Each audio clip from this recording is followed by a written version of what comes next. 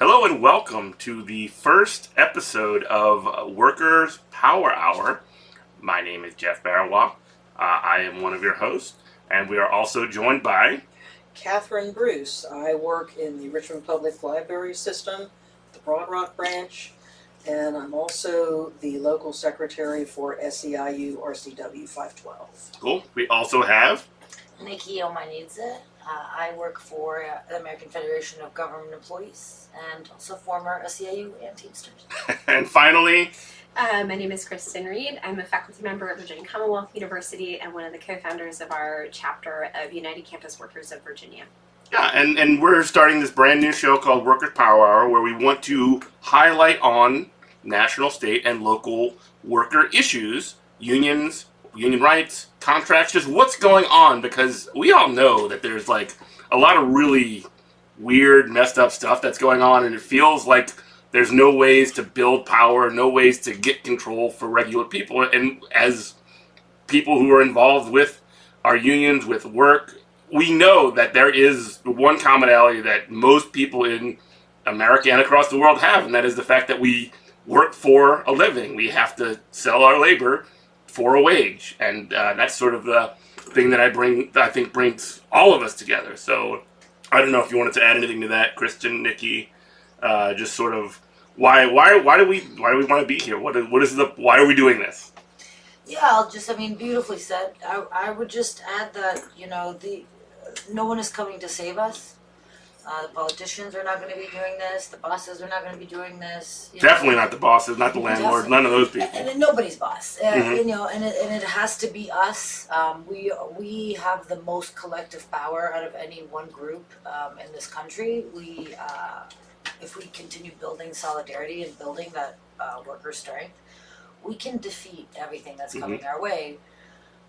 One of the main ways to do that is organizing and spreading the word. That's what we're here doing. Yeah. Cathy, you want to add something? It worked before. Now we need to make it work again. Yeah. Because there is no knight in shining armor coming to save us. Right? No. We're being repressed. We're being repressed.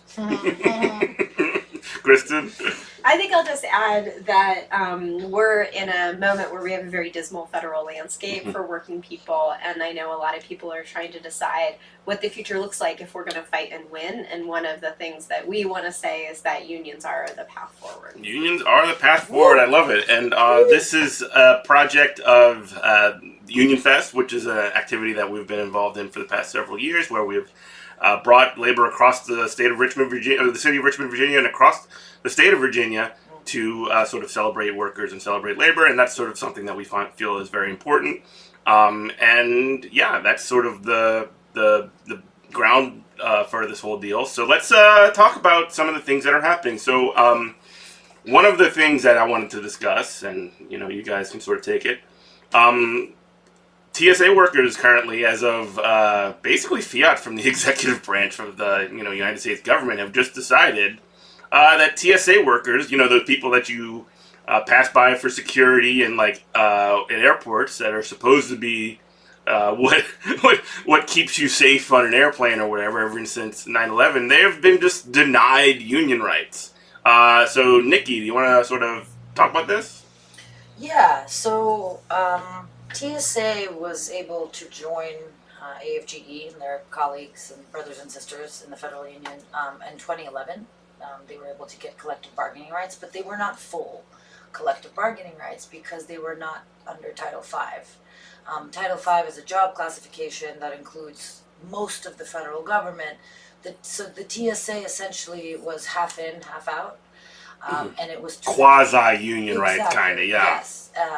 And really, their right to collectively bargain was determined by the head of the Department of Homeland Security.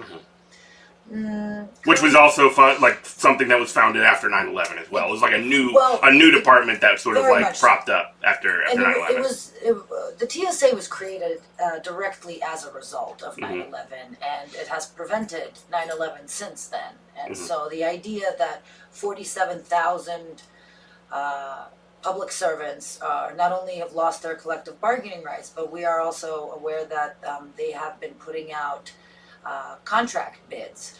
So the idea is that they want to privatize the TSA. Mhm. They want to privatize our security, and sort of, sell the American traveler to the highest bidder. We have seen across the board that privatization of these kinds of services leads to tragedy. And we want to make sure that does not happen. So we're trying to fight back. There's a case right now that AFGE is filing, but obviously, again, because at the end of the day, no one's coming to rescue us, it has to be on us, their labor brothers and sisters, and the TSOs themselves. Hopefully, showing up at airports around the country, certainly here in Richmond, so that's coming soon. And hopefully this can be a platform where when we do have actions that are something that we can direct folks towards, Yes. Specifically, we can definitely use this as a platform to do that. Exactly. So, I know that there have been actions. I don't know if I'm sure that you've been a participant in those, and I've definitely seen some of the things that have been taking place. But are there any sort of actions like that coming up in terms of like ways to support public sector workers and sort of this whole deal? There are, actually. There's going to be a big rally on the 21st of March at the Capitol, in front of the Bell Tower. We are going to be reaching out. In Richmond? Yes, in Richmond. Yes, on the 21st of March at 1 p.m. And of course, we understand that some folks, will be working. We're asking them to do a half day or take the day off because of how important this is. It's at 1 o'clock. You could take a late lunch. If you happen to be around, I know some of the City Hall employees are right down the street.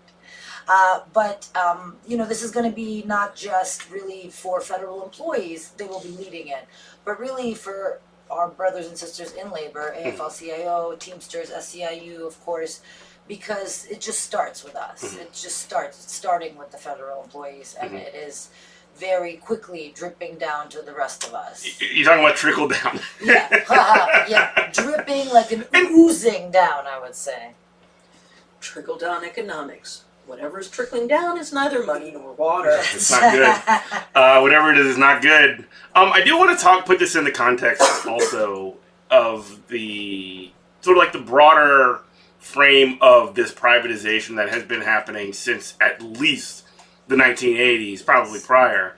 It's just this broader sense, this broader political movement that is, by the way, bipartisan. Republicans, Absolutely. Democrats have both decided that it is better if our public services are governed and run by private hands. So we take these commons, these things that belong to everybody, these public goods, these public, and part of that includes those public workers. Absolutely. And the idea of it is that, and it is literally, it is an ideology, it is a brain virus, it is a way of thinking that it is necessarily better, it is necessarily more efficient and effective for these things to be run privately for a profit. Yes. Is that true? Is that? Can you talk about that a little bit? Well, we've seen it across the board. Please forgive me. I believe it was a city in, I want to see either Iowa or Idaho, where they privatized the water system, the electrical grid, and it is in shambles. I mean, because again, privatization means that the end goal is profit and not people, and you cannot have public services. These are goods for the public. Have the end result be exploitation and money. It just it won't work unless the idea to begin with is to inflict pain and to make as much money as possible.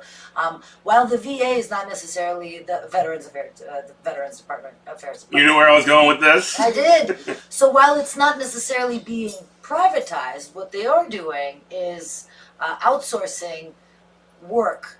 By the way, jobs done by veterans themselves to help other veterans to AI. And great! We love AI. Yes. And who do you think? We don't love AI. No, we do not. In some ways, there's some great Putin Trump memes out there that AI made, and I'm a big fan of those. Not gonna lie. But other than some of those hilarious things,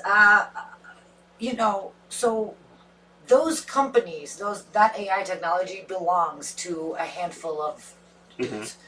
Those handful of tech bros, they certainly want to privatize. So if they can't just gut and cut, although again, just less than 3 days ago, they talked about a plan of getting rid of 80,000 VA employees. Mm-hmm. These are, and already we have, they have fired crisis hotline. And you know what's, sorry, don't mean to like jump in like this, but like please. every single person who's like a politician Yeah. comes in and they're Yeah, like, the you know veterans, what, huh? we're really horrible to our veterans, we don't do anything Yeah. for our veterans, this sucks, we should be better to our veterans, whatever. Yep. And then what do you do? Yep.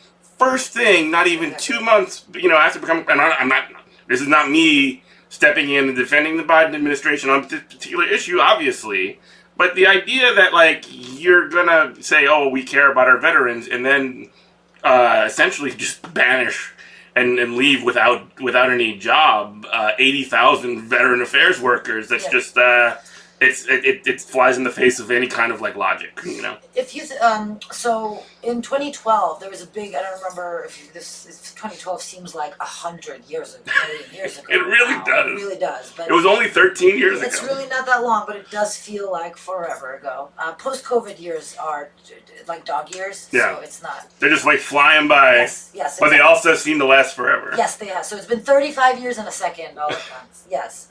So there was a big hullabaloo about the fact that the VA was very understaffed. Mhm. So they staffed it to the minimum levels that were sort of acceptable under Obama because there was like an outrage, Mhm. and so they hired 83,000 workers. Mhm. The EO, the executive order that was passed, reduces the VA force back to its pre-2012 levels, meaning those 83,000 workers, maybe not specifically the ones that were hired, but Right. 83,000 will be cut, meaning that already dismally understaffed hospitals, Mhm. dismally underserved veterans and military Yeah. personnel that There are many people who are former veterans who who work for the VA. in fact, a third of the VA's employees are veterans Mhm. themselves. So that's So you just look at this: a third of 80,000 workers that are now Yes. without a job are veterans. Yes. Just left. Also, a lot of federal workers are veterans. Yes. We've seen a huge gutting of the federal workforce, and a lot of those people are veterans. Mhm. absolutely. And there was also, when they talked about DEI things and cutting it, my it's, gosh. I mean, none of those words really mean anything. What they mean is anyone that's not a white Christian Yeah. male, really. But it's just like I think you're right in this perspective of like it's the idea of like it's like this woke thing or whatever, Yeah. and it doesn't even reflect reality, It's but for it's veterans. It's literally one of the Mhm. major is people with disabilities Yeah. and veterans, so that they would be able to be hired for these jobs. These were created specifically for them, and also it's ridiculous. It means inclusion. It means opening up the. it means employment accessibility to DEIA accessibility. I always leave that part out. pool. Absolutely, and DEI, diversity. Well, if a diverse natural environment is a good thing, and having a diverse portfolio in your 401k is good. Oh, doesn't matter now. Yeah. they're gonna cut those words. Equity. Something with liberty and justice for all, Mhm. which means equality. Equity, equality, virtually the same thing. Inclusion. Well, I like to be included in good things. I think everybody else does too. Mhm. And accessibility again, the part that they leave out, and then plus also again, this whole milieu is literally just used, as you mentioned, Yes. as a cudgel, not just to sort of like attack these structures, but also as this sort of like sense, this idea that there is an injustice, like it can only be, and I hate to put it in these terms, but like the idea of diversity being threatening to like somebody who looks like me, Yep. a white dude or Yep. whatever, like the idea of diversity, if you're good at what you do, should not be threatening. Right, of course. But the idea, it's couched in this assumption, I guess, that only white dudes or whatever Deserve. is capable of Right. doing these jobs. Like Right. when you see a plane crash or whatever, Right. it's not because air traffic controllers are like Understaffed. completely and utterly understaffed and like working long hours and completely at like their wits end, Yep. burning, the candle at both ends and the middle. It's because the pilot was like black or something, a black Right, woman or someone has something. mental disorder, Yeah. something ridiculous. Yeah, of course. But we know the games they play. Everything is the fault of transgender kids, and somehow everyone loves women's sports now. I don't know when did this become a thing. When they talk about Leah Thomas, like when they talk about Leah Thomas, that swimmer, that college swimmer who like tied with that other woman who like made a career off of like being like tying for fifth. Like I bet you can't name the person who came in fourth, third, second, or first. You only care about this this BS. And so while they're doing that, they're slashing the VA. While they're doing that, they're slashing. It's just a justification for doing what you're saying, for attacking these public institutions and doing the same trends that we have again seen for just about all of our lifetimes, and also sort of going after the idea of a public good, the idea of public, like the idea that we together can have similar interests that can benefit all. The idea of a library, for example, for Cathy. I mean, like, the idea of a library is awesome because it means that we can collectively get all of this media, books, movies, music, whatever it is. Access to information and have that be publicly available. That is the fact that people aren't making money according to this sort of like ideological perspective is the crime, not the fact that it's available, the fact that somebody's not cashing in on it. Right. Yes, you're providing a service. You can do a job without having to be pressured many. Mm-hmm. Because I did work in the private sector for a certain local unnamed credit card company. And establish a rapport with the customer in less than 30 seconds. It's sales.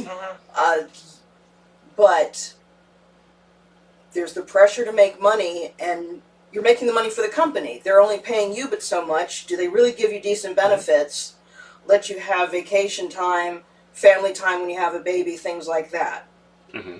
And again, in the universities, we've also seen from the idea of the idea of public education. I worked in elementary and secondary education for many, many years, and the idea of public education, the idea of public education that cannot be used as a commodity. Yeah. The idea that this is not something that people can cash in on is viewed as the crime. Yes. Yeah, I agree. I mean, I think one of the things that has happened over the last 40 years is a huge amount of effort has gone into manufacturing a culture war that has split the people who work for kind of the security and military apparatus of the state away from the people who work for public services like libraries and public education. Yeah, right? How come these public jobs have benefits and you don't? That's right. Yeah, I mean, I think it goes a little bit deeper than that. Mm-hmm. Like, there's also kind of a manufactured divide between urban and rural communities. Oh, totally. And,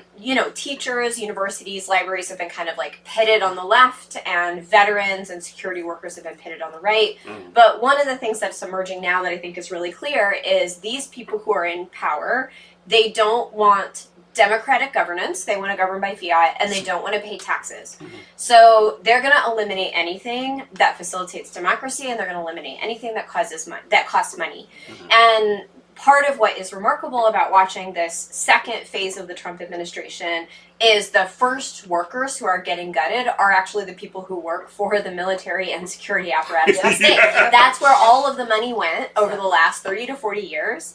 And those are big expenses, and now it's veterans and security workers who are going to get cut. Mm-hmm. Libraries and education is also going to get it. We've been kind of in the crosshairs for a lot longer.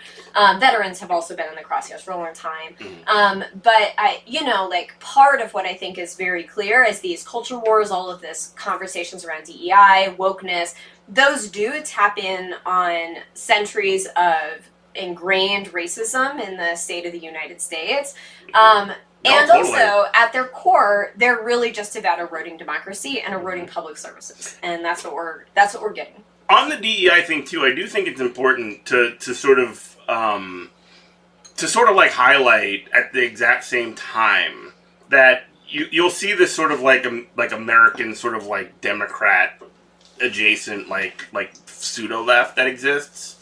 That when you see right when Costco workers are about to go on strike, like a week prior to that, you'll see Al Sharpton organize a buy-in for Costco and give them a huge public victory because they maintain their DEI policies, which, like, okay, cool. Thank you, Costco, for not, like, fighting the culture war in those terms or whatever. And by and large, Costco, as far as, like, employers, is not the worst one. And they're Teamsters. And, yeah, they're obviously unionized workers, but this is, like, a week before their contract is about to take place. But you're seeing that these terms, these labor terms, these worker terms are disregarded entirely. Of course. I mean, part of what we're seeing also, and we've been seeing this for decades, but the absolute failure of the corporate Democratic Party has just really been laid bare. Like, if you want to know what has done more for women, for people with disabilities, for people of color, for veterans,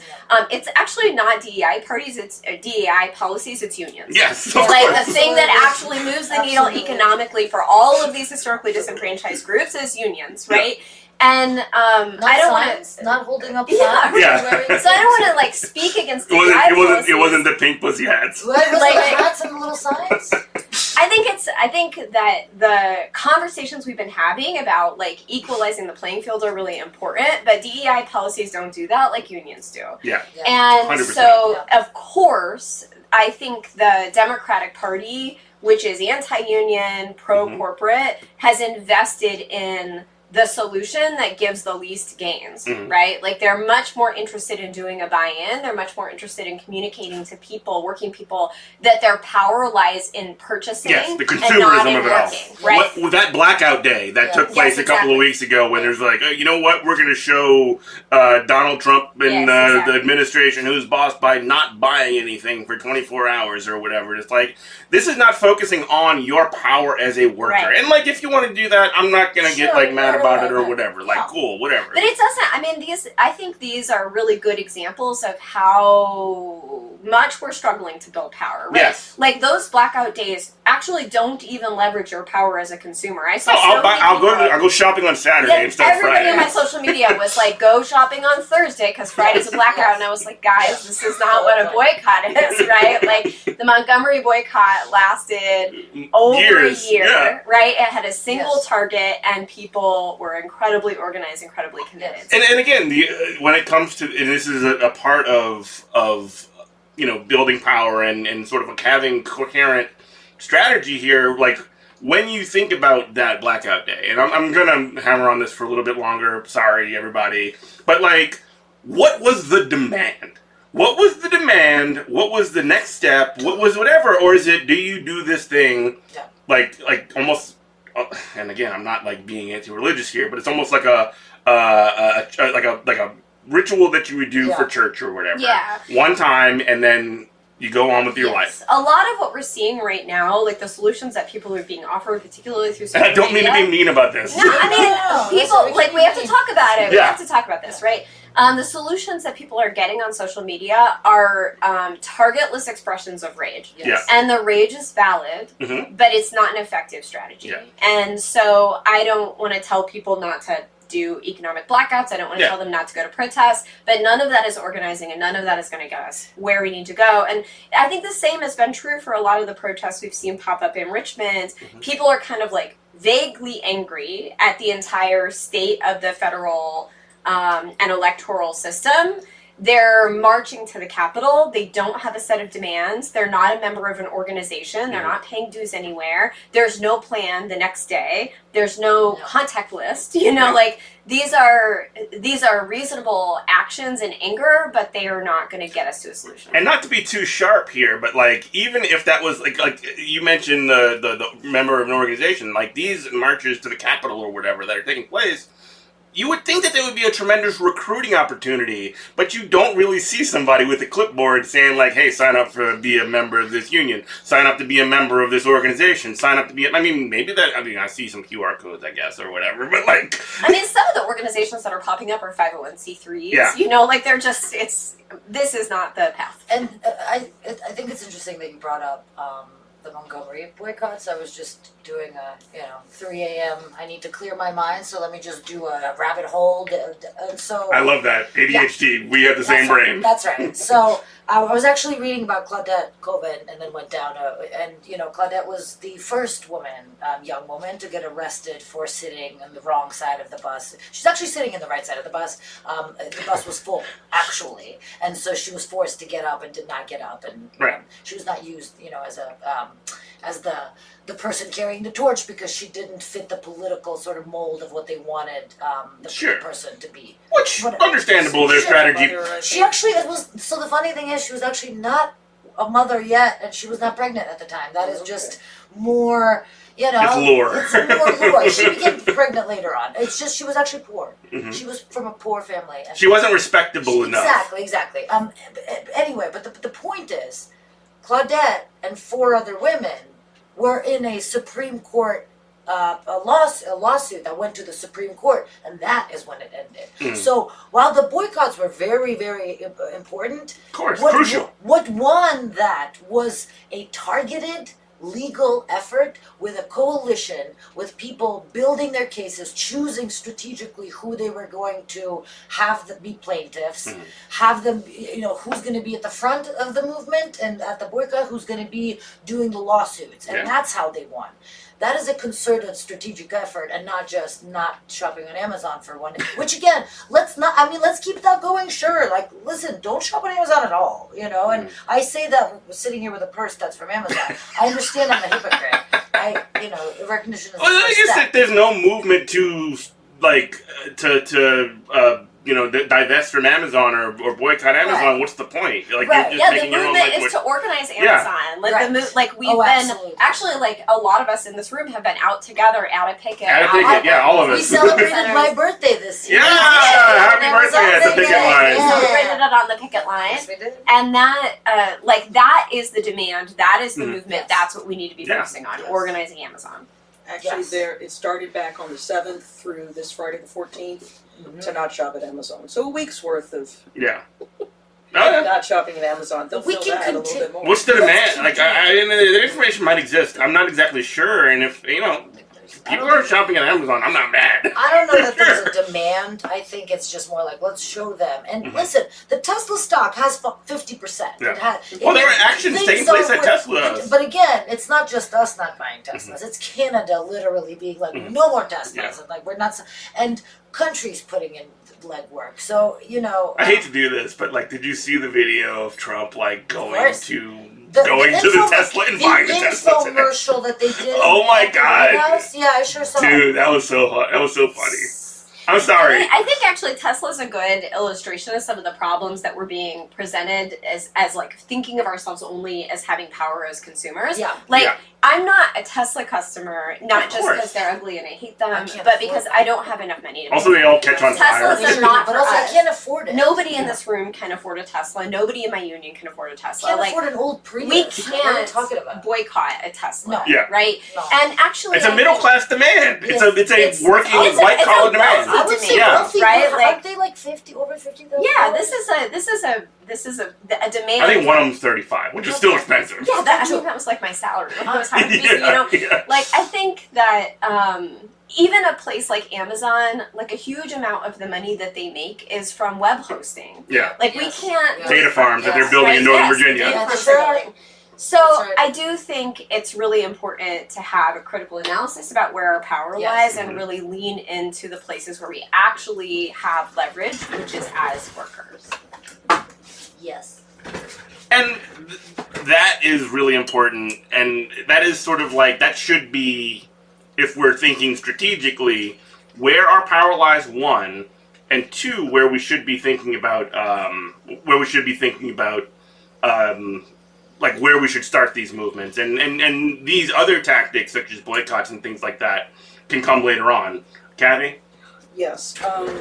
Scheduled protests nationwide. It was posted on SEIU's RCW WhatsApp, and March 4th through 7th, oligarch number 1 protest Amazon. They're buying from Amazon for 1 week. It's not a march.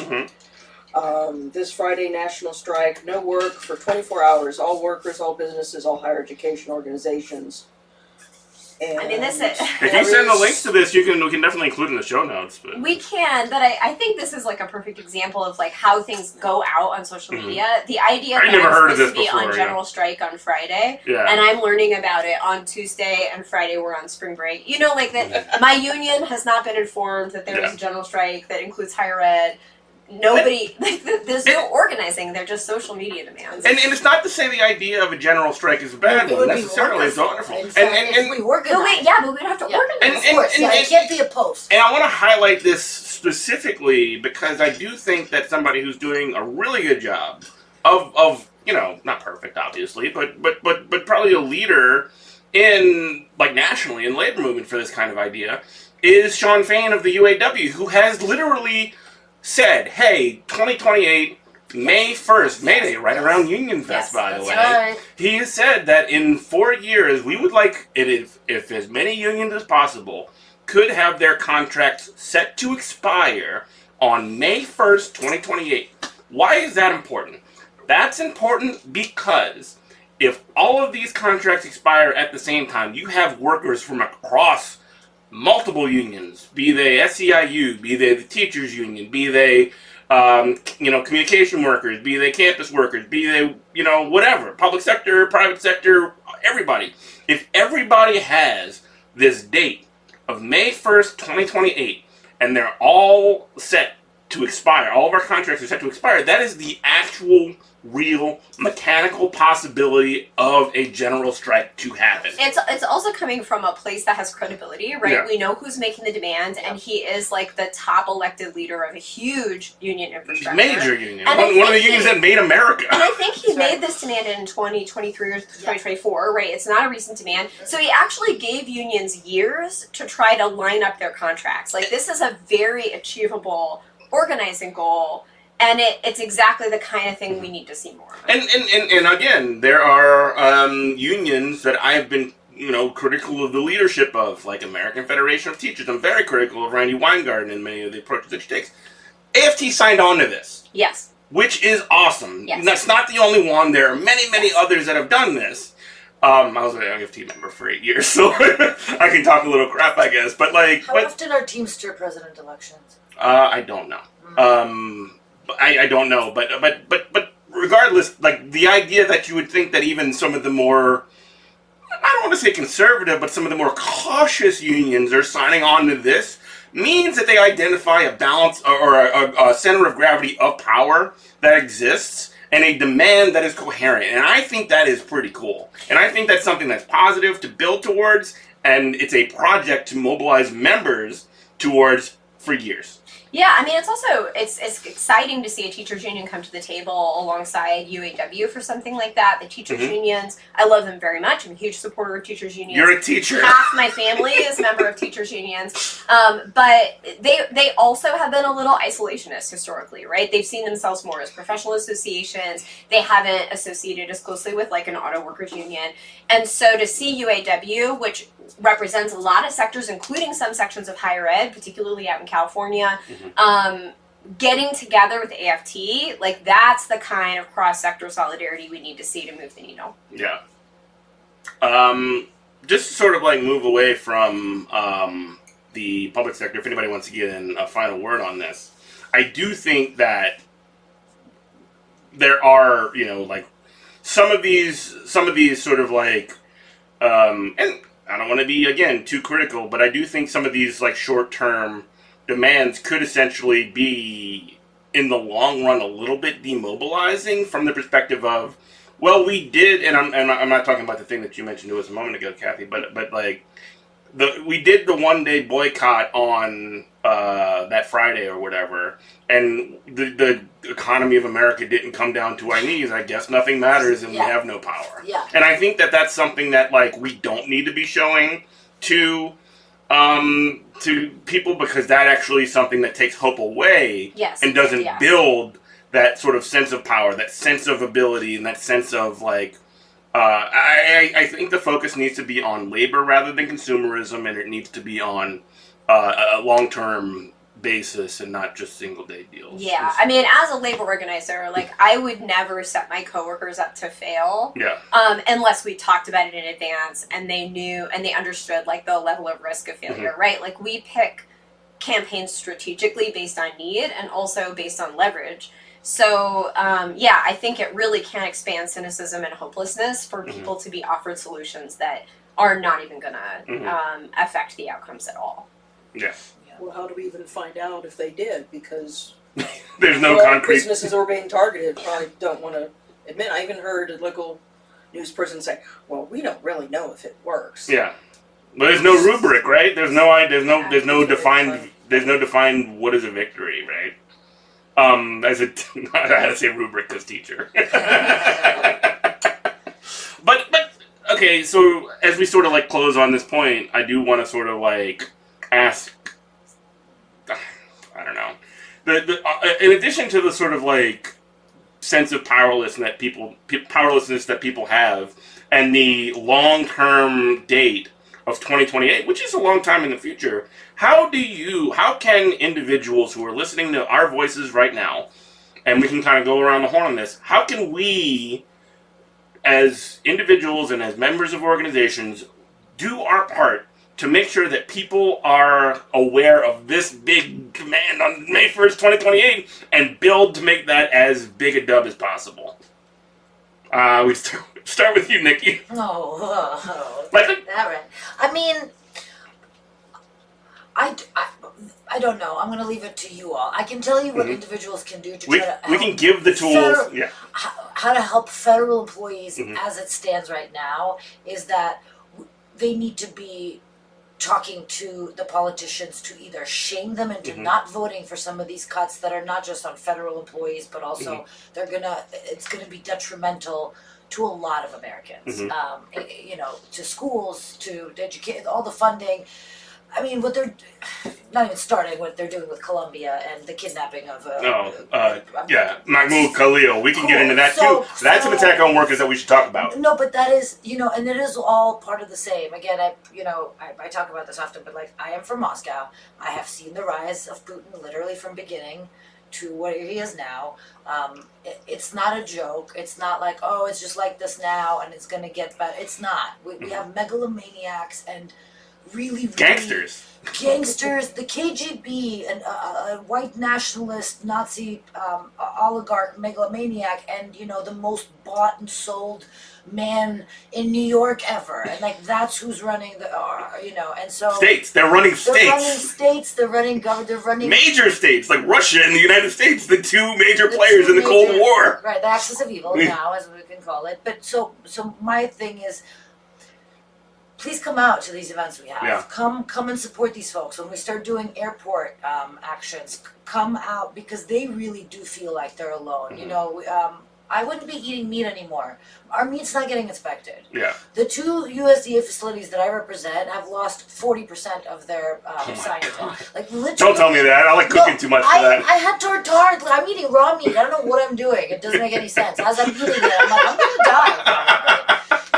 The CDC. A lot of trust going to that chef, I guess. So much. Well, I mean, it's literally raw meat. So I guess the delivery service or whatever. Yeah. The NIH and the CDC are pausing cancer treatments that are people are going to die.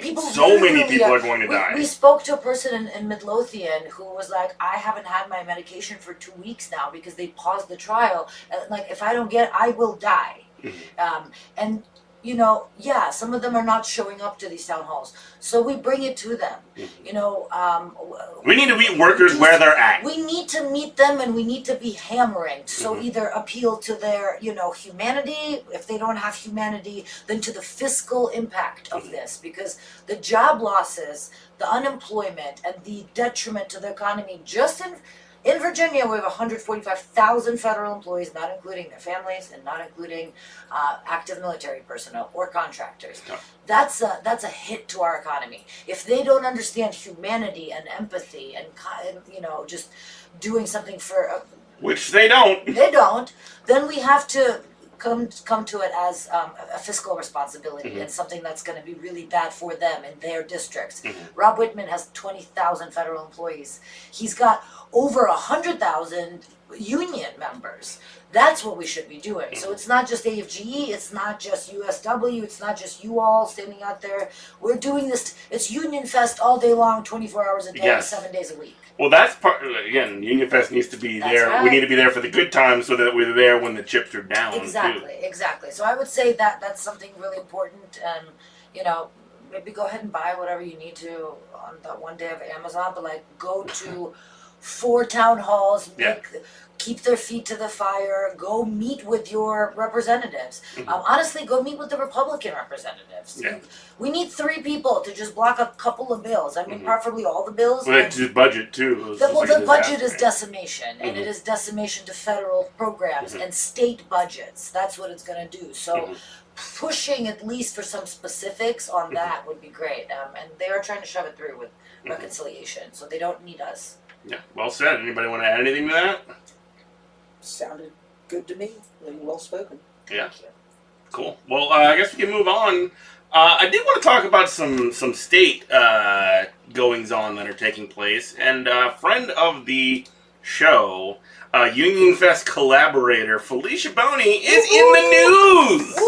Can you believe it? Yeah. So Felicia Boney, she is the local president. Is it president or chair? She is the She's- She's the president of She's the the chair of the local chapter. local chapter of the Richmond, Virginia chapter of SEIU Virginia 512. We love Felicia. She's Yes, one of we the do. originators of OG Organizing Committee in Richmond City. OG. OG. And OC. OG Union Fest co-founder. Exactly. right. She is in the Richmond Free Press, which is a local newspaper that she is demanding or pressing the governor to. Here's the headline. I'll just read the headline.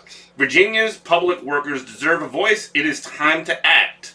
By Felicia Boney. Ew. And so I'll just give feel free to jump in whenever you like. Last year, my City of Richmond coworkers and I came together to make history and negotiate one of the first ever union contracts for frontline city workers. Yeah, they did. What do you know about that, Niki? Just a little bit. Just a little bit. Standing outside and freezing cold, buying donuts, trying to get people to sign off cards, sweating on these off cards in August. Thank you. Thank you. Yeah, I was there. Yes, Yeah. you were. Yes, you Well, were. tell your story. Let's Right go. next to me. I came in much later, but I was on the bargaining unit for the contract, and we really worked together, listened to our fearless leader Patrick, and United Front definitely made a difference, even though we kept on getting brick walls and stone walling. Stony walling. Got him. Okay. He was not directly involved with that, for whatever that is worth. And absolutely, Felicia's there way before it started and is still there and will continue to be there, and it's wonderful to work with her. She'll be on this show, no doubt, at some point. Absolute tour de force, and we love Felicia. But anyway, just to kind of continue, now we need to expand the freedom to collectively bargain to all public service workers around Virginia, so that all workers in all communities can share in the benefits that come when we empower working people. Now, hold on a second. Freeze. Workers in Virginia, public sector workers, can't collectively bargain? What? They can't. Isn't that interesting? Tell me about it, please. So these lovely human beings fought for this, and you all did, and Richmond, VEA. Yeah, the teachers and union. that's the teachers union, the Virginia Education Association, and Richmond Association, Education Association, and SEIU from the beginning. The organizing committee, which Felicia was a part of, and Everett. Shout out to Everett, who was also one of the OGs, and so was Mavis. All the cool people. All the cool folks, and just because you came in later doesn't make you any less important to this. You're still cool, Cathy. We love you. Very cool and very fundamental to this. But they fought to finally, after 47 years, to when we had a majority in the Virginia legislature, we had the governor as well.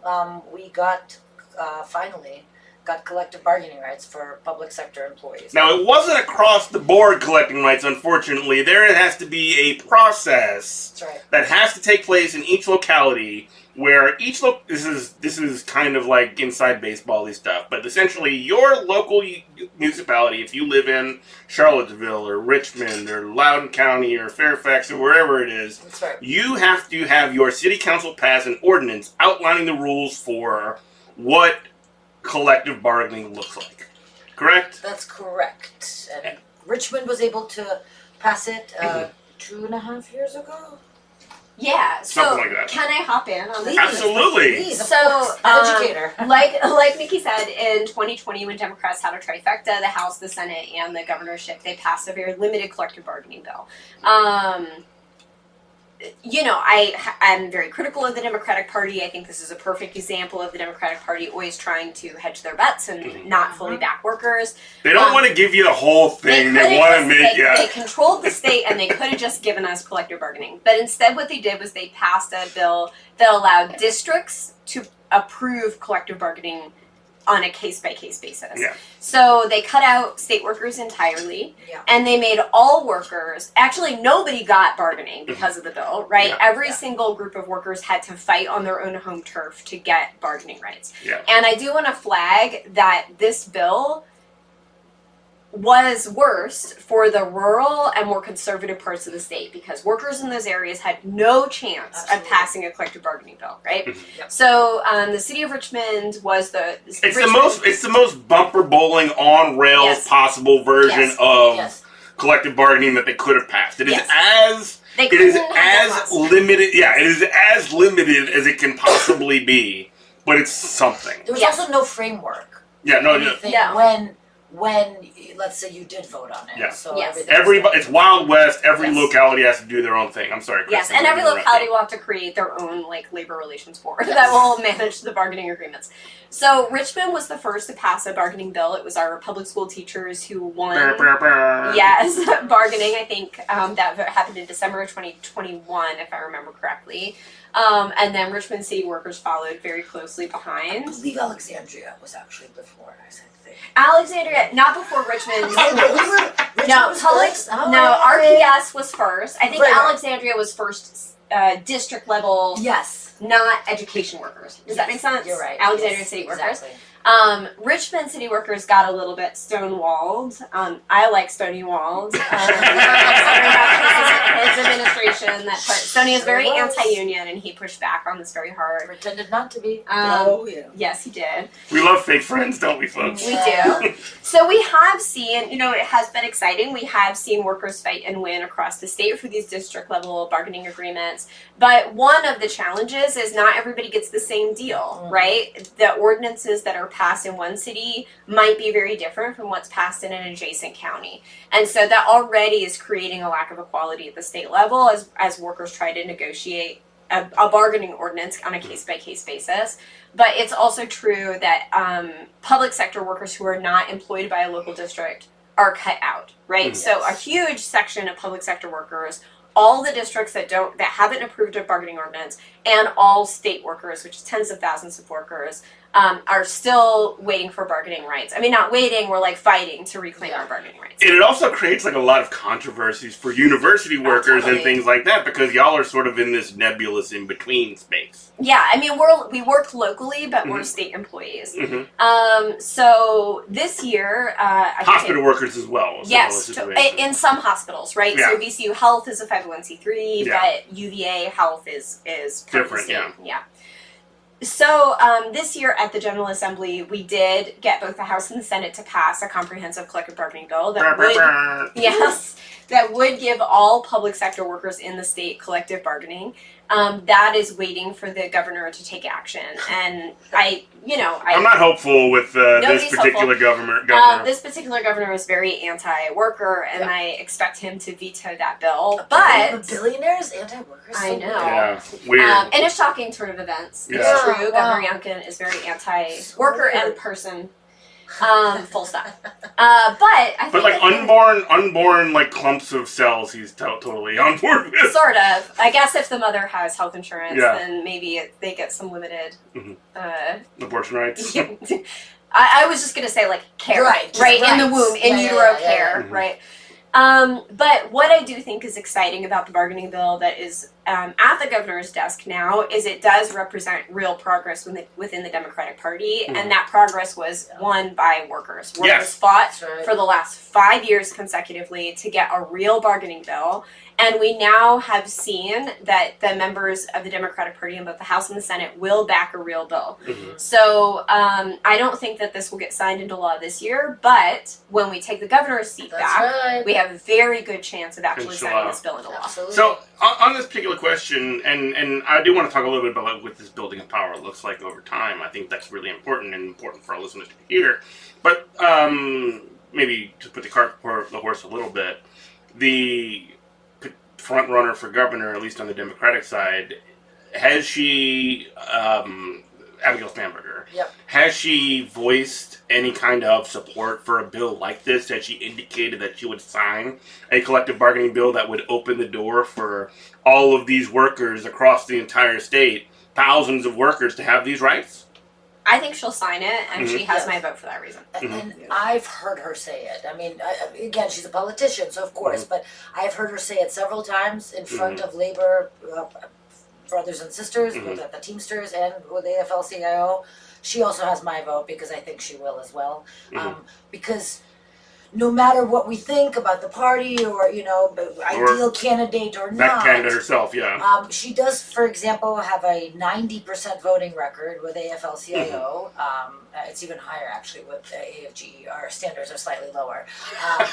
What are you going to do? It's the federal government. But, she, while maybe has not been the workers' champion, to me, she really seems like the Virginians' champion. And so the things that she's been saying make me feel encouraged. So. Yeah, I think that's true. I mean, Abigail Spanberger and I probably agree on almost nothing politically. Yeah. In another country, we would be in a Wait, different you're not CIA. in another country, we would be in a different political Yeah. party. But here's Yes. the thing. A governor who approves a collective bargaining bill will do more for me and my coworkers and my students ever than a person who just agrees with me. Yeah. Yes. Right? Like, I really think that a collective bargaining bill will mean so much for, to speak for my sector, for education workers and students, public sector students. Like, that is a do or die issue for me, and I will vote for the candidate who will sign that bill. Yeah. I want to circle back a little bit into the building of the capacity to get in the building of the capacity to get to this point, right? To get to this point did not come because the leaders in our union emailed the right person, or somebody gave a West Wing ass speech to be like, oh, President Bartlett just convinced the entire Virginia legislature to support collective bargaining. What went into? Did you say President Bartlett? Yeah, West Wing. Of course, yeah. Well, you know what I'm talking about. Of I make course. fun of the West Wing because it's stupid, because it's this sort of liberal idea of if I just give the perfect speech, I can make all of my It's enemies so agree Sorkin. with me. It's It's so so stupid. Sorkin. But the reality, West Wing, sure. Love it. I think it's poisoned. I think the West Wing is a malicious, malignant, sort of ideological, sort of dream Of world. The Democrat, Yeah. with the Democratic Not, Party, sure. I'm not trying to be a jerk. No, it's fine. But I it's love a those fantasy world. Walking and talking, man. Yeah, yeah. Talking. You gotta But walk my and point talk. is that that's not real. It's not Regardless, real. it's not real It's because not real. what and I can pose this question to yourself, Cathy, or Kristin. What actually has to go into making this happen? How is this sausage actually for real life IRL made? Because it's the Sorkin stuff is television, the Sorkin stuff is fantasy. Yeah. What actually has to happen to convince an entire legislature to go from being, creating the most limited, least possible bone, with the least amount of meat to chew on it, to supporting across the board statewide rights for workers? What needs to make how do you get from that, which before that even happened you had nothing, How do you get from nothing to that, and then from that to where we're potentially at? How do you build that power is, I guess, my question, to really belabor the point. I mean, I Working together. Yeah, Okay. I think there's two answers. One is fighting and winning, Yeah. right? Workers across the state fought for bargaining ordinances Yeah. and they won, Yeah. and then they fought for good contracts and they won. Yeah. The other thing is coalition building, Yes. right? Like we showed, I think, very successfully over the last 5 years. We that- being the campus workers? No, we being The labor. union. Labor generally, Right. workers and Yeah. unions Yes. and all of it, across the board. I beg your pardon. I just want to be clear. No, go ahead. We showed that we were going to stand united across sectors. And a big reason that we founded Union Fest is we wanted like something that was not a political fight where workers could come together and build solidarity and build relationships. But we've also stood together on all these other fights. You know, I don't work for the city, I don't work for RPS, but I was there when those votes You're happened. there 10 toes down with those same Oh, workers. Yes, like 100%. yes, Yeah. absolutely. Sorry. We were on the picket line with Teamsters and Niki's birthday, That's right? right. With Amazon workers. I mean, that's why I win. I don't know why y'all were all there. To celebrate my birthday, of course. We were out on a picket line with 32BJ workers just a couple of weeks ago. You know, like We're I've doing your been. guys' rally. I've been to as many, if not more, pickets for other workers than I have been for my own workforce. Not because I'm skipping my pickets, but because there are so many rallies happening, Yeah. right? And that, I think, has been a game changer. I would also add, there's some really great leadership we have. You know, Yeah. the fact that we have one of our own, Destiny, LeVar Bowling, you know, in office, who's the comms secretary of AFL's comms director. Sorry, old term. Comms director. Yeah, she's The person that makes the press release. that does all the amazing things and runs. You know, she ran for office, and I had members today. We had a meeting. Who is this person? Who? Who is this person? Oh, Destiny. Destiny what? Destiny LeVar Bowling, and she's a representative. Mm-hmm. Are they delegates? Representatives. I think she's a delegate. Yeah, delegate in the House of Delegates? Yes, of course. The State Assembly, yeah. And she, you know, she's AFL-CIO. Mm-hmm. That's A union support. We need so we union need supported la- voices yes. that aren't the like. Not just supportive labor. Like let's Yeah. get our own. Let's get Again, you to run. we don't Let's get need vote. more fake friends. No, we no, need more people that are actually. going to stand with us at these picket lines. That are people that are going to Exactly. stand with us at these fights. Who are going to. I mean, look. I was in Northern Virginia. Yep. One of the Northern Virginia legislators who I don't really agree with a lot in Yeah. terms of policy or whatever. But he would show up with Swissport workers when we went and like did walks on the boss, and he'd be like, "Hey, I'm a state assembly member, and I'm here with the Absolutely. workers." Hell yeah, you're with me forever, dude. As long as you don't do 74. anything like crazy. Has been doing a lot. There's a lot of really powerful women and men, a lot of women, that are pushing some really great bills, and so I'm seeing that change in our legislature. So I think that's really important Yeah. too. But yeah, like we got to run our own people. Honestly, instead of developing these allies in politics, how about we put us into, and then we don't need to do it because it's there, you know, and we just continue developing relationships and building coalitions. But yeah, why don't we have 15 or 20 or 30 union members sitting in, you know? We know who's real because they're us. That's right, exactly. They're not like us, but we are, you know. So, and you know, when we went to go testify for Senator Foy's one of the bills, for at home for workers that work at home taking care of people, Home care workers, yes. And one of the guys who have no bargaining rights because they're No, state workers. Exactly, and one of the senators asked, "So wait, if my nanny and looks at the, you know, the screen, the whatever, the baby monitor, after her work hours, what? I have to pay her for that for overtime?" We were like, yeah.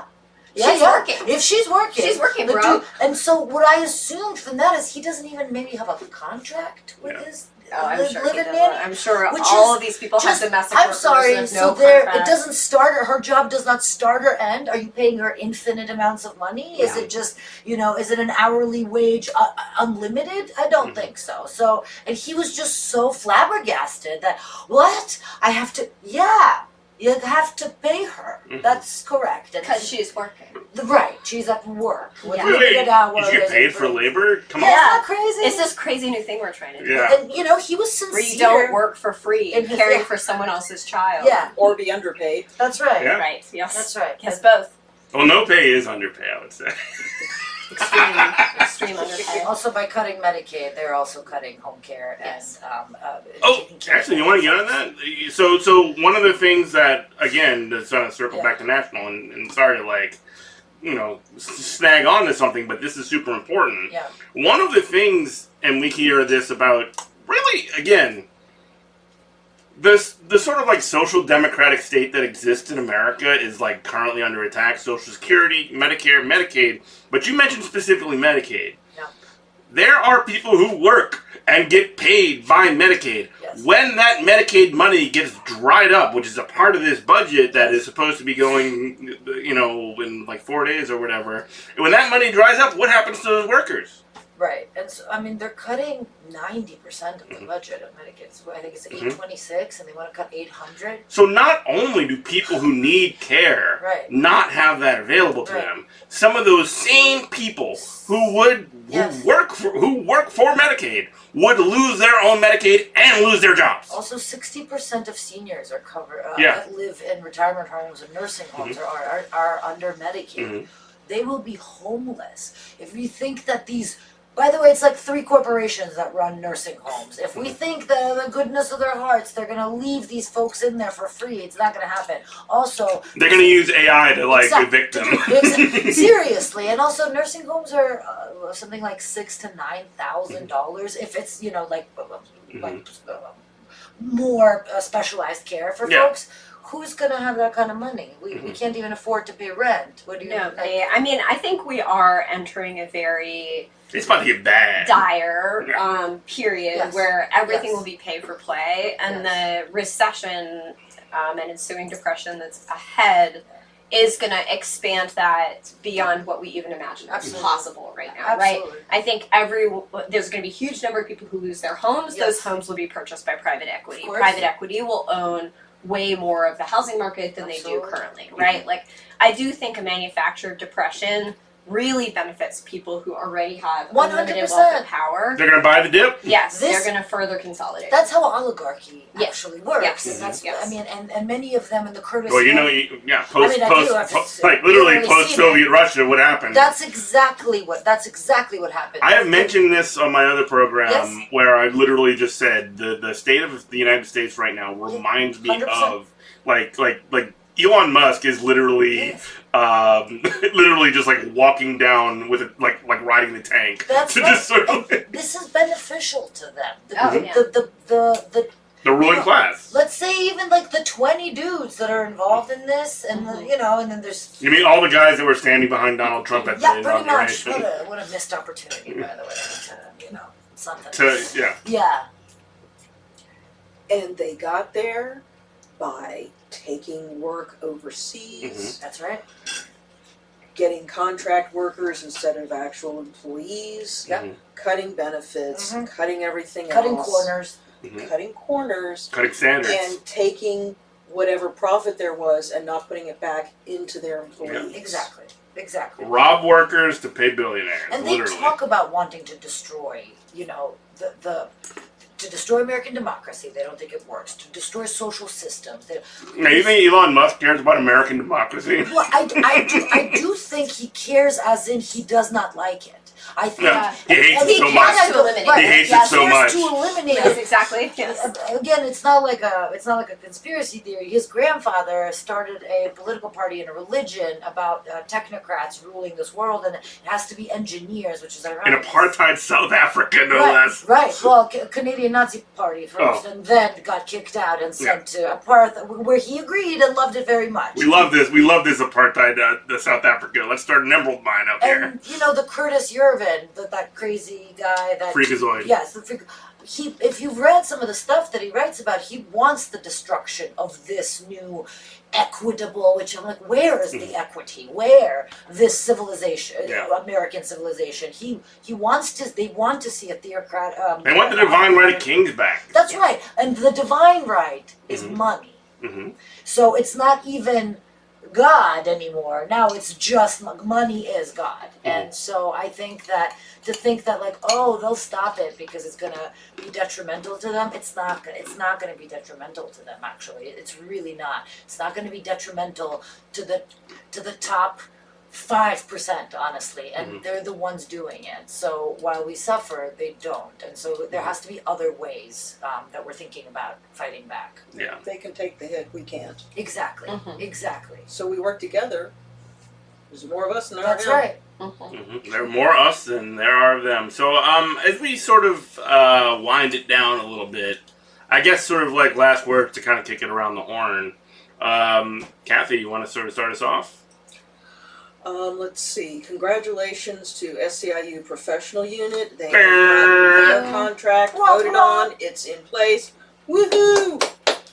Long time coming. And Loudoun County employees are currently voting on their contract, and that's where Felicia is right now, along with a couple of other folks up there to help them out. Well, we're going to have to get her on to talk about the story and maybe get some folks from Loudoun to kind of share what's going on. Awesome. Anything you want to shout out, Niki? Anything you want to sort of say on the way out of here? Yeah, I'll shout out the fact that the 900 men and women, brothers and sisters of the Teamsters who represent labor and trades in Richmond City, who started this fight alongside their professional and administrative co-workers, still do not have a contract. Yep. They're still in negotiations. The city is still not giving them their rights, and it's disgusting and it's wrong. And we have a new mayor, and I would love to see some new tactics because these folks deserve the rights. They are the most underpaid in the city, the most overworked. I mean, actually, all of you folks are overworked, but they are very understaffed. They've had several folks die. A young man died a year and a half ago, and nothing has changed since then. And so, all of the. Why do people have to die? Why do they have to be in danger? Why do we have to go without? Everybody should be safe at work, obviously. I mean, it's not comparable, of course, to the young man's death. Sure. But the fact that we didn't have water for 2 weeks, Yep. that had every single thing to do with the fact that these workers have not had yeah. collective bargaining rights, have not had the quality in.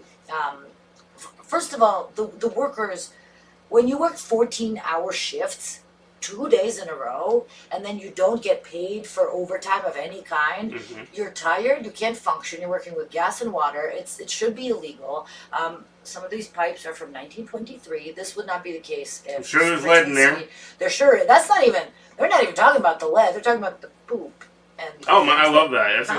It's flavor. Yeah, flavor, it's but it wouldn't happen if we had a unionized workforce in Richmond City. So let's shout out to the Teamsters. And, Amen. Yeah. Absolutely. Kristin. Yeah, I think that I will use my shout out for all of the workers and students on college campuses across the country who are fighting to preserve our right for free speech. You want to talk about Mahmoud really quick? Yeah, I mean, I think we've seen this most notably in the Palestinian Solidarity Movement. And Cathy said a minute ago, there's more of us than there are of them. Yes. That is very true. And they're very afraid of that. And so I think one of the things that has been very, that has really stood out to me over the last year is our college campuses are really colonized by militarized surveillance and security force. And those people who have all that money, they have all that power, they have all those weapons. The thing that they're most scared of are students and workers on college campuses, right? The stakes are so high, they can't afford free speech. And so we are seeing at Columbia University just in the past week, the state-sanctioned kidnapping of a student who spoke out in solidarity with Palestinian people, a Palestinian student. Mahmoud Khalil, yeah. Yes, and I think... legal resident with a green Yes, green a card. legal resident. I want to talk about that point in a second, but A legal yeah. resident operating fully within his rights as a human. We're seeing the stakes emerge live, right? The power structure that is fighting to take everything from everyone really actually can't afford even the most basic services of democracy, including free speech on college campuses. And so the people who have really invested in Students for Justice for Palestine, have invested in encampments, have spoken out in opposition to genocide. Doing free speech stuff. Yeah, those free speech fighters. Those are fights that really represent all of us, right? If you can disappear Palestinian students speaking out against genocide, you can disappear union leaders speaking out against workplace abuses. 100%. Yeah, journalists. That happened already. Yeah. We need to really take this seriously, and I'm very thankful for the people doing that work. An attack on Mahmoud Khalil, who's the individual who was black-bagged and disappeared to Jeddah, Louisiana. Like, literally just shipped down to, like, a detainment facility in, like... They didn't have to send them to Louisiana. No. Nobody deserves that. Yeah, of course. But regardless... Says the man from Louisiana. Yes, the resident Louisianan on board. Doesn't live there anymore. I didn't live in Jeddah. But, like, but regardless of that, like if you think that if they're going to attack a person who has status, who has a green card, who has a wife that is 8 months pregnant, and who was, by all accounts, and this shouldn't matter, but I think it to some extent does, he was like the moderating voice of, he was chosen as a leader of this movement on Columbia University because he was a good communicator, because he played, at least to some extent, by the rules. They disappeared him. There's no charge. Do you think somebody with lesser status is any safer than him? And do you think that they're going to stop there, is my question. Yeah. Because they aren't. This is a test case. Yeah, definitely. I mean, leaders of the Palestinian Solidarity Movement, since the beginning, and I got some smoke, have said, right, what we allow for the people of Palestine will happen here. Yes. And they were right. Absolutely. And they will continue to be right. Again, there are no charges. He has had no charges brought up against him. When I say this is what happens in Moscow, I have literally... This is the first step. Yeah. And we're not being hysterical. No. And we are not exaggerating. This is not some sort of like, flowery words and extreme. This is happening. This person, by the way, a green card, maybe people don't understand, a green card guarantees you those very same freedoms and rights that citizens have. There's a few things, and also the State Department is not allowed to take your green card. There's a whole process, and it's a court process. But there's a couple of things. Which the argument, and the reason you mentioned that, by the way, I'm sorry to interrupt, but like the reason you're saying this is because the power that has been asserted by the Secretary of State, Marco Rubio, Little Marco, has literally just said, like, hey, I can just decide who has a green card and who doesn't. Right. I'm sorry to interrupt, No, but that's absolutely, important. and exactly right. And that, as an immigrant, that was naturalized, right? So I am an American citizen. What is the difference then of them revoking my naturalization, right? Yes. So that's for us. And then what is stopping them from revoking citizenship then? And what is terror? Because they're saying that he was supporting Hamas and terrorism. You can say that about anything. Again, Putin does it all the time. Boogeyman. LGBTQI is now a terrorist organization in Russia. Yeah. Woke is a I mean, whatever. All yes. this stuff. We've been hearing arguments against birthright citizenship from federally elected individuals since Trump's first administration. Right. And what we've seen our current federal administration say is that anyone who quote unquote supports Hamas will be deported. That clearly is a veiled threat against students who are immigrants, international students, but it doesn't specify that, right? No. I think anyone who is speaking out on this issue is going to be deemed a terrorist, and we should take that seriously. And also, if they put the Doge bags on this, literally people that are eating hummus are going to be getting black-sided because they are that incompetent. Yeah. I want to tell you, and this is like, I'm sorry to like kind of keep this going for longer than it needs to, but I think that I need to like put as fine a period on this as possible, because I mean, like, I expect this stuff from the Republicans. I expect this stuff from Trump. I expect this stuff from Marco Rubio and all those freakazoids on the right wing and all those psycho-fascists or whatever. The thing that makes this ratchet, like it makes it function, are the Democrats like Chuck Schumer, who has statements like this, literally him on Twitter today. I abhor many of the opinions and policies that Mahmoud Khalil holds and supports, and have made my criticism of the anti-Semitic action. So hold on a second. You are going to not talk about free my man. You're not going to talk about the overreach that is taking place by the government, black bagging this MFer, sending him on a boat to Louisiana, holding him on no charges. And I'm sorry, I'm getting so fired up. No, you should be. It pisses me off. I mean, if Chuck Schumer. But like, if this is so Weimar that I don't know what to do. This is literally the vile. Democrats are greasing the sorry to interrupt you, but like this is the Democrats literally greasing the slide to fascism. Only 14 of them signed a letter about their outrage. I heard that had been closed, but yeah, it's still disappointing. It's still annoying. First of all, it's still do more then send another letter. That's a weak, come out feeble that's attempt. What are you talking about? Also, yeah. I didn't know many of the names there. Sorry, I got really mad. As you should, because this is again. It's like the story of the Northern Virginian Latino American that had a Trump sticker and got pulled over with guns drawn, four ICE agents, guns drawn. I don't care. That's not going to shield you. Well, he said, "What do you mean? I thought that they were getting criminals. I thought they were going to deport the criminals." Well, sir, to them, you are the criminal. We are all criminals. We are the under criminals the Trump under the Trump administration. Anybody who is not a billionaire is a criminal. That's right. That's right. And if Chuck Schumer thinks that the Democratic Party isn't going to be labeled a terrorist organization on the path that we are currently on, he's a fucking idiot. Like, he is a fucking idiot. We already know that he is. So I think he's trying to save his own butt, and it's not going to work. No, it's not going to work because he has no sides. Yeah. There is no.